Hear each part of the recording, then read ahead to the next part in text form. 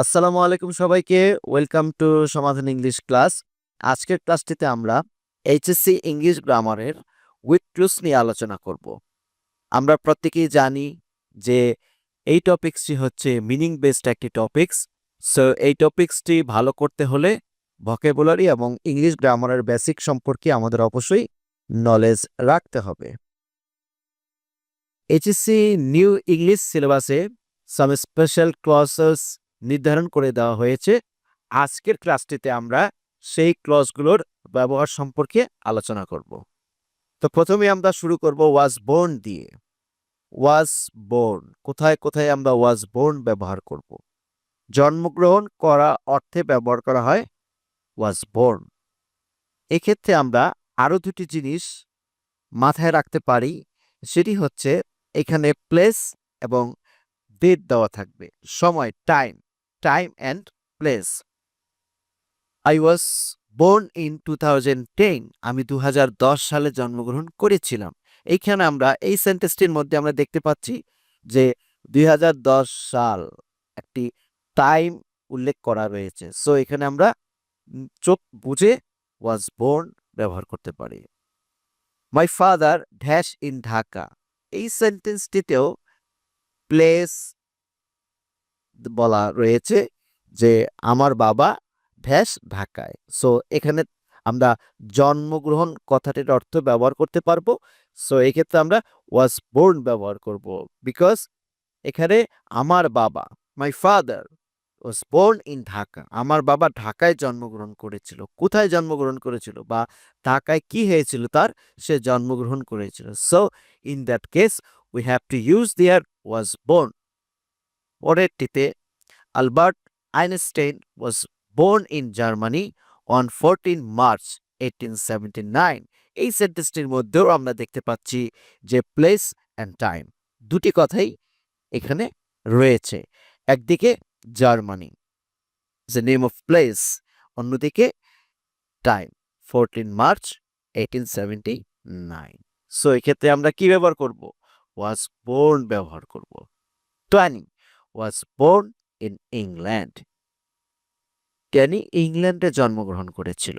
এখানেও we are saying that, এখানে আমরা দেখতে পাচ্ছি England is a name of place. So এখানে আমরা কি ব্যবহার করব? ওয়াজ বোর্ন কথাটি বা ফ্রেজটি বা ক্লজটি ব্যবহার করব। নেক্সট ক্লজ, হ্যাভ টু, কোনো কাজ করার বাধ্যবাধকতা বা প্রয়োজনীয়তা বুঝালে আমরা সেখানে হ্যাভ টু ব্যবহার করব। ওকে, সো এখানে কোনো কাজের জন্য বা কাজ করার জন্য ফোর্স করা হবে বা নেসেসারি অথবা বাধ্যবাধকতা, এই দুটি যে কোনো একটি বোঝাবে, দেন সেখানে আমরা কি বসাবো? হ্যাভ টু বসাবো।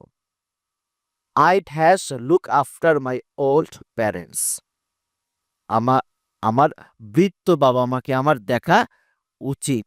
এখানে এটা কিন্তু আমাদের একটা নৈতিক দায়িত্ব। সো এখানে আমরা কি ব্যবহার করব? হ্যাভ টু ব্যবহার করব, কারণ আমরা আমরা এখানে রুলসের মধ্যে দিয়ে দিয়েছি যে বাধ্যবাধকতা অথবা প্রয়োজনীয়তা। এখন তাদের বৃদ্ধ বয়সে কি তাদের দেখাশোনা করাটা আমাদের প্রয়োজন না? সো এখানে আমরা কি ব্যবহার করব? হ্যাভ টু ব্যবহার করব। Next, you dash learn English, তোমাকে ইংরেজি জানতে হবে। You have to learn English, you have to learn English. English is an international language.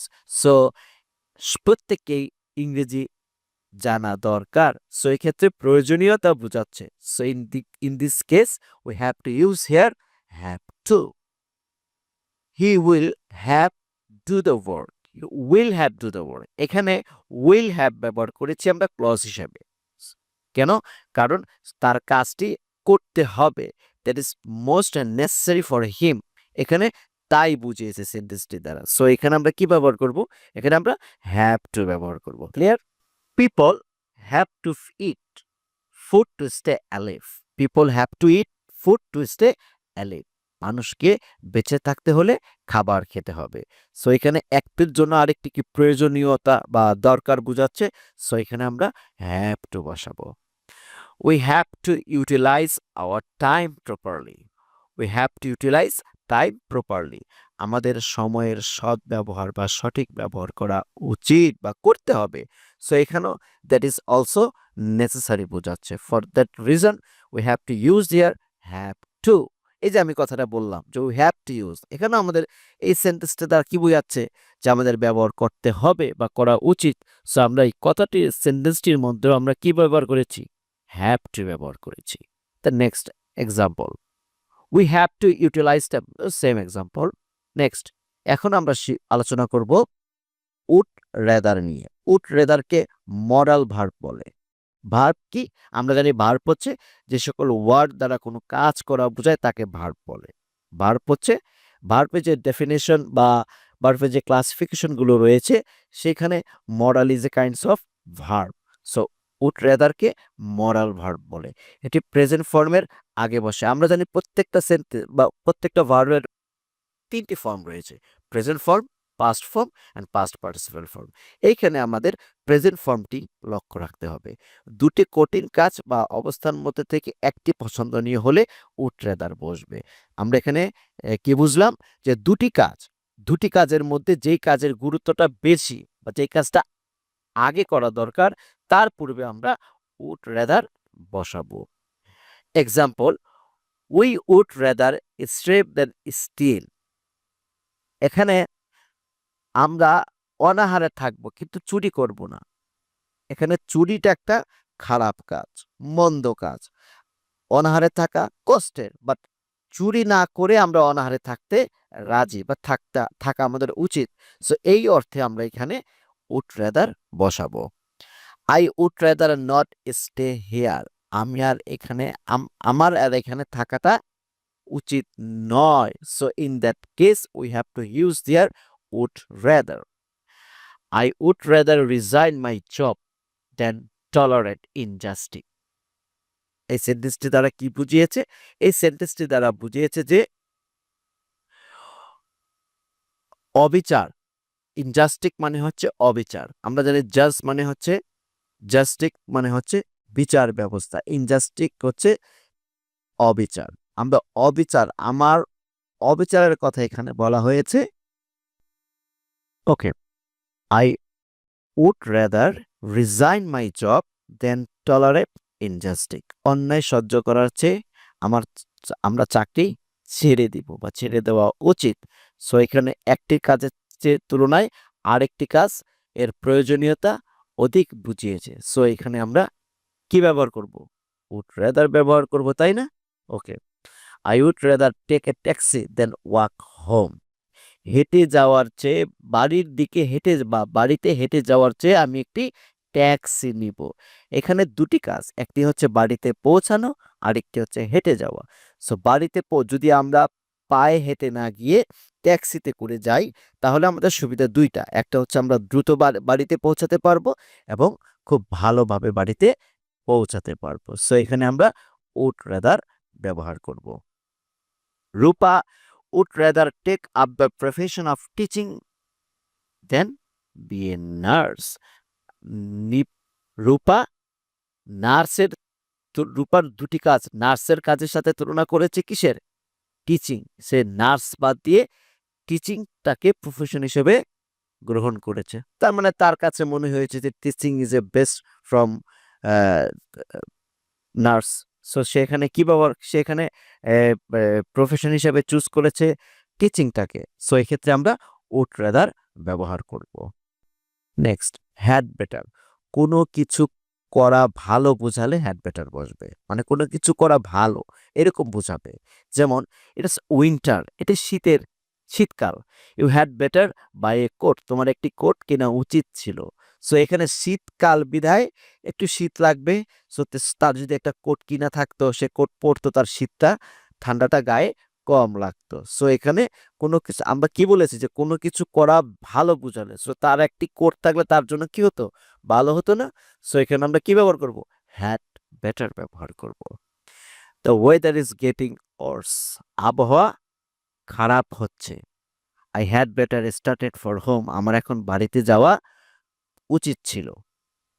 Okay, so এখানে আমরা হ্যাড বেটার ব্যবহার করব। ইট মে রেইন টুডে। আজ বৃষ্টি হতে পারে। এখনো কিন্তু বৃষ্টি হয়নি, আজ বৃষ্টি হতে পারে। You had better reach home earlier. You had better reach home earlier, তোমার দ্রুত গতিতে বাসে যাওয়ার উচিত ছিল। The world leaders had better concentrate on the economy and security of the common people. এখানে বিশ্বের যে বড় বড় লিডার আছে তাদেরকে বুঝিয়েছে যে তাদের উচিত ছিল কোন দিকে মনোযোগ দেওয়ার, সাধারণ মানুষের আর্থিক এবং সিকিউরিটির দিক দিয়ে আরো মনোযোগ বৃদ্ধি করার বিষয়টি বলেছে। সো এখানে আমরা কি ব্যবহার করব? হ্যাড বেটার ব্যবহার করব। You look exhaust, you had better take rest to refresh yourself. তোমাকে তীক্ষ্ণ দেখাচ্ছে। সো ইউ হ্যাড বেটার, তোমার কি নেওয়া উচিত ছিল? একটু রেস্ট নেওয়ার উচিত ছিল। কেন? You take rest to refresh yourself. এখানে তোমার একটু প্রাণবন্ততার জন্য, রিফ্রেশের জন্য বিশ্রাম নেওয়ার উচিত ছিল। সো ইন দ্যাট কেস এখানে আমরা কি বসাবো? এখানে আমরা হ্যাড বেটার বসাবো। এখন আমরা আলোচনা করব লেট অ্যালোন নিয়ে। লেট অ্যালোন আমরা কোথায় ব্যবহার করব? কোনো ছোট বস্তুর সাথে বড় বস্তুর তুলনার ক্ষেত্রে আমরা লেট অ্যালোন ব্যবহার করব। তার মানে সেন্টেন্সটিতে দুটি বস্তু বা দুটি সময় বা দুটি ব্যক্তি থাকবে, সেখানে বড়টার সাথে ছোটটার তুলনা বোঝালে সেক্ষেত্রে আমরা কি বসাবো? লেট অ্যালোন বসাবো, রাইট? ওকে, এখন আমরা এক্সাম্পল দেখি। I am a poor student, আমি একটি গরিব ছাত্র বা আমি একজন গরিব ছাত্র। I can't buy my necessary books let alone a smartphone set. আমি তো আমার প্রয়োজনীয় বই কিনতে পারছি না, কিন্তু আমার একটা স্মার্টফোন কিনতেই হবে। এখানে স্মার্টফোনটা মোস্ট নেসেসারিটি বুঝিয়েছে। সো এখানে আমরা কি লেট অ্যালোন বসাবো না, নাকি অন্য কিছু বসাবো? এখানে আমরা লেট অ্যালোন বসাবো। Most students in our country are weak in English. আমাদের দেশের অধিকাংশ ছাত্রছাত্রী ইংরেজিতে দুর্বল। They let alone follow the advice of their teachers for improvement. তাদেরকে এখন কি করা উচিত? তাদের উন্নতির জন্য শিক্ষকদের উপদেশ শোনা উচিত না। সেখানে আমরা কি বসাবো? লেট অ্যালোন বসাবো। Anika can't afford a bus ticket let alone air ticket. আনিকার তো বাস টিকিট কেনার সক্ষমতাই নেই, আবার সে এয়ার টিকিট কিনবে কিভাবে? সো এখানে একটি এয়ার টিকিটটা একটু দামি বুঝিয়েছে, আর বাস টিকিটটা তার তুলনায় কম দামি বা কম মূল্যবান বুঝিয়েছে। সো এখানে আমরা কি ব্যবহার করব? লেট অ্যালোন ব্যবহার করব না? ওকে, সো আমরা we can use let alone. আজকের ক্লাসটি এই পর্যন্তই। আমরা বাকি ক্লাসগুলো আগামী ক্লাসে দেখাবো ইনশাআল্লাহ।